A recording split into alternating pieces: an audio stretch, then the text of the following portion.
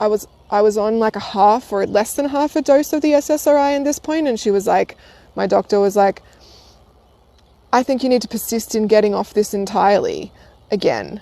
I mean, this was in like October last year. I mean, it just went on and on, this complete discombobulation and dysregulation while I was so unbelievably sick.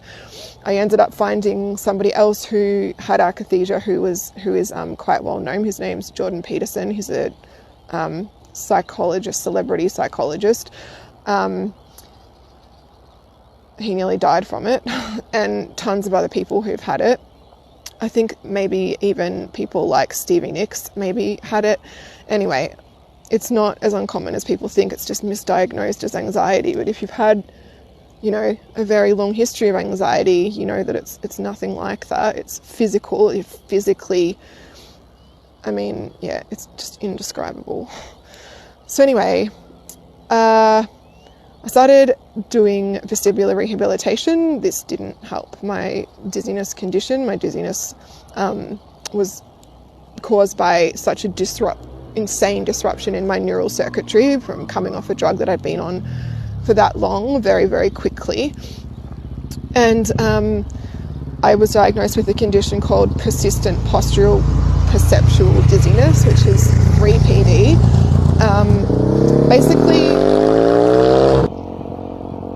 Basically, fast forward to now, I have been living in a state of constant dizziness and imbalance for 2 years.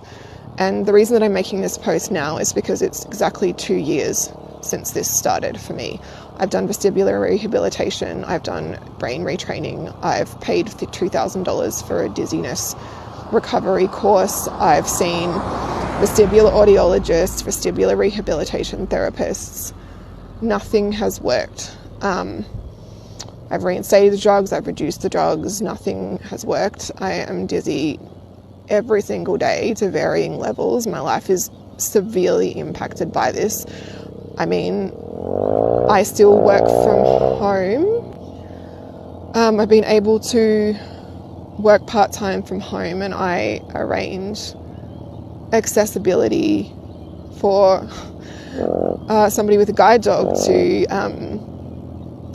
attend campus for meetings when I can't attend campus myself, just to give you an idea of, you know, I'm certainly not going into the whys and wherefores of what it's like to have that condition, but I struggle to get around.